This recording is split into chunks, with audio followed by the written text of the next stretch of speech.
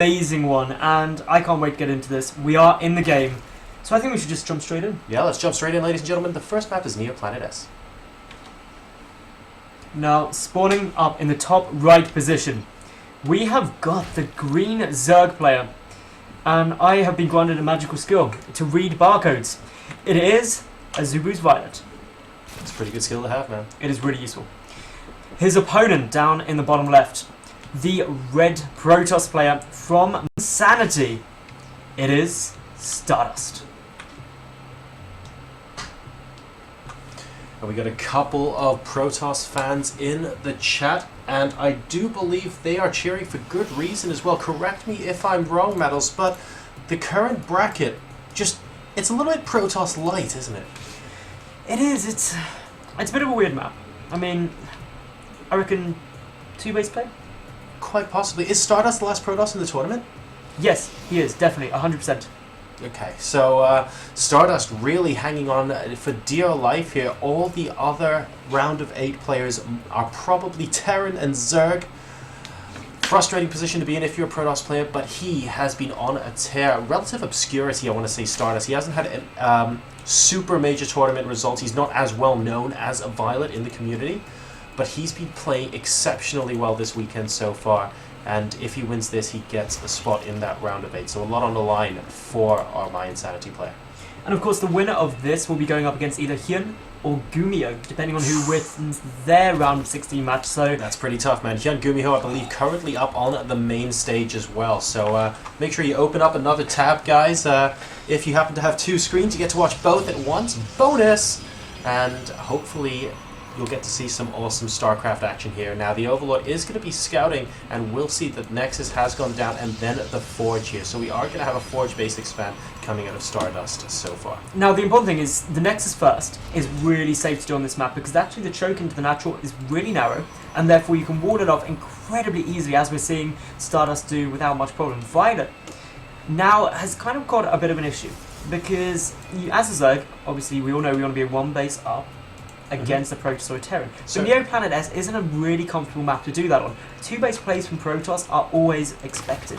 And actually, it's one of those maps where it's really quite common to go into, say, Roach Hydra, or at least get a Hydralisks out in some capacity early on, because the big either Stargate push or Immortal Sentry push are so common.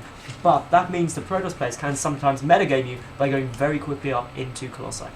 Well, he is going to go straight for the 3rd base here.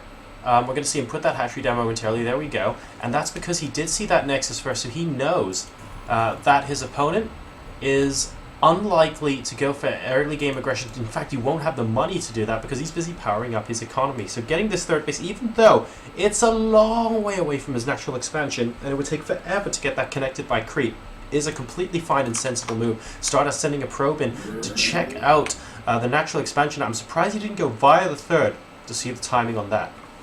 No, it's unlikely that you're going to really get much achieved from that, because Stardust... He might go down here. He's going to check that one, because it's important he knows which 3rd has been... No, he's not. He's not even going to check which 3rd. He's not even going to check. So that's quite interesting in itself, because most of the time you will check one of them to know which one has been taken. You know that one of them will be taken. But now Stardust, he's just going to put a little bit of pressure forward. He doesn't yet, as far as I'm aware, have a Mothership core down, so is just going to be running that Zealot forward, and he's going to be going for the Stargate. That's right, inside the main base in the top right corner. And the reason he's put this building here, guys, is because he knows that the Overlords tend to come in from the bottom, sweeping into the base, and also from the top, sweeping into the natural. So the maximum distance between these 2 points is the Stargate. Yes, okay, it's technically closest to his opponent's base, and an Overlord coming straight through would be able to see it. But he's the Overlord from the bottom. An There's an Overlord coming in from the bottom of the map. There we go. I don't think it's on the right rally point to see it. It's not on the right rally point to see it at the moment. And if Stardust reacts in time and kills off this Overlord, the Stargate he doesn't have a Stalker yet. It's just coming out now. But he needs to play this quite smart, that he actually wants to try and push the Overlord away from that pylon. Is the pylon going to get spotted? Because if you see the pylon there, it will go up in that direction. He won't spot the pylon, not on the current trajectory. That is He's probably going to go into this bit so that this Overlord doesn't have to sacrifice itself. Oh, and this is quite important, actually. So, changing the trajectory at the last second there, but it's important to note that, the pylon did get spotted at the end, but didn't see the Stargate. So the Void Ray is going to be popping out momentarily for Stardust. It looks like he's going to be putting on a little bit of pressure with it as well, and a probe going up to the third base location with a zealot. Oh, spots that it's there, needs to head back, and yes, it's going to get denied, so we'll need another one to build a forward pilot. Now, the thing is, this Void Ray is actually quite unusual. It's so much more common to see either Oracle or Phoenix openings, but Void Ray is really potent if you can get them out in a decent number. It also is a really strong in the more mid-game strategy, but the trouble is, Violet, without doubt, is now going to be going up into Hydras the second he sees that. And that's the only concern I've got for Stardust, is if that Hydra force gets too large, it can be problematic. Ooh. I think actually the Stalker, correct me, that Stalker looked like it was attacking the Zealot for a moment there. Not the greatest if it was, and this Queen is definitely going to go down now. The Void Ray has shown itself. Spore Crawler immediately going down, and we have got, ooh, the drones trying to chase and surround the Stalker, successfully doing so. The Void Ray now going to pick up as many worker kills as possible. And there is another Queen here. Is it going to be enough to chase the Void Ray away? It looks like it is at the moment. Another Pylon trying to go down for Stardust, but look at how on top of this Violet is. He might even get that Pylon before the warping can complete. He's trying his best. 2 Morlings coming in to take apart that Pylon. It looks like he'll be able to, and the Zealots now can potentially clean it in. Going for the probe. Very smart move. Now, Stardust is still pumping more Void Rays behind this, so he is actually getting up quite a sizable force, and that means transitioning into Roaches isn't too easy. So this Void Ray Zealot push, very potent against really any tier 1 tech coming out from the Zerg player.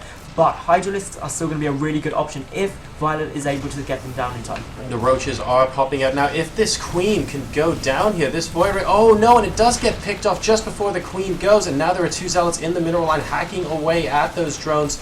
And, ooh, it's actually a Spine Coil, pardon me, I thought it was a Spore for a second, but it is going to get focused down as well. That goes, another Void Ray and 3 Stalkers coming in as Stardust, applying an incredible amount of pressure right down to Violet. Violet fighting with drones as well. That is not the best location to fight them in, though, and the number of drones is going down very quickly, but the Roaches have arrived, but there's no anti-air here. A Queen, just a solitary Queen, and if that goes down, these Void Rays are going to reign supreme.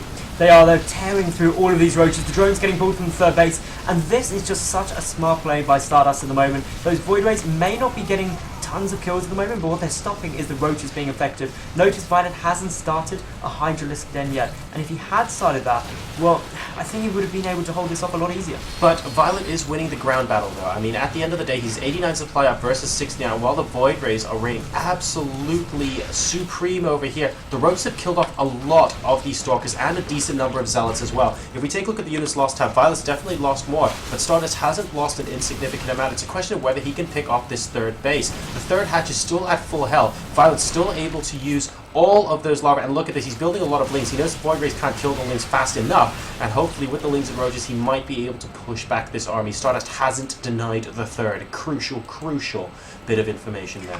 One other problem though for Violet is that Stardust has forced him to make many units, and that's really lowering his drone count. So even though the number of workers killed may not be that high, this is still stopping the Zerg economy getting out of control, and still the Warpings are coming down. Good use of sentries. That's going to really help zone out those Zerglings. The Void Ray count also getting a little bit higher. Third one going to be joining in, but here we go. The engagement is coming down. Will Violet be able to break this? No, he's pulling back. He's got to be so careful. He just warped in those sentries as well. They don't have that much energy, and those 2 force fields really didn't do anything for Stardust right there. He's going up to 99 supply at the moment, 112 for Violet, so the supply is pretty even. A massive warp in from Stardust takes him to parity as far as that supply goes, and he's still having a lot of trouble as Violet with this anti-air. A large number of Roaches and Zerglings, but only the Queens for anti. How many are there with this army? There are actually 5, so that's a sizable number, but if they get picked off, it's going to be pretty close. 3 Void Rays at the moment, just going to be heading into the third. Is he going to try and focus down a hatchery? Yes, he is, but the Queens will be able to pop up. Yeah, the Queens are going to try and make their way in there, but there's only the 3 Queens there. A 4th Void Ray is about to join into this group, but here comes the Swarm. They're trying to get in, but great force fields. Lovely force fields. Amazing.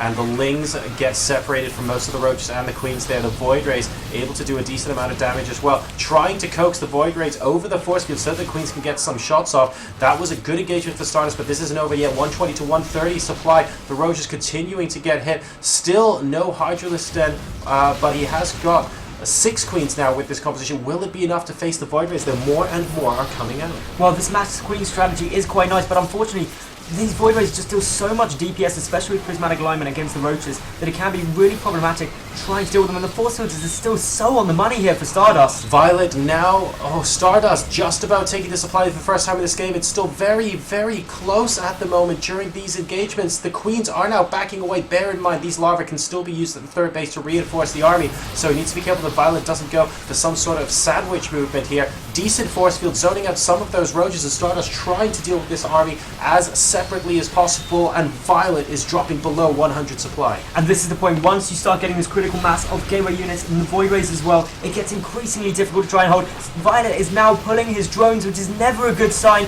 Force fields are being utilized, creating a nice little tight choke there. 2 Void Rays still up, the Queen's transfusing like mad, but the Stalker count is just ridiculous. It is indeed, and there are still 2 Void Rays up. I think the Queens have done a great job neutralizing the Void Rays, but now the ground army is definitely in Stardust's favor. 104 supply to 59, and he might have done it here. He takes game number 1, GG from Violet, and myinsanity.stardust goes up 1-0 against the Azubu player.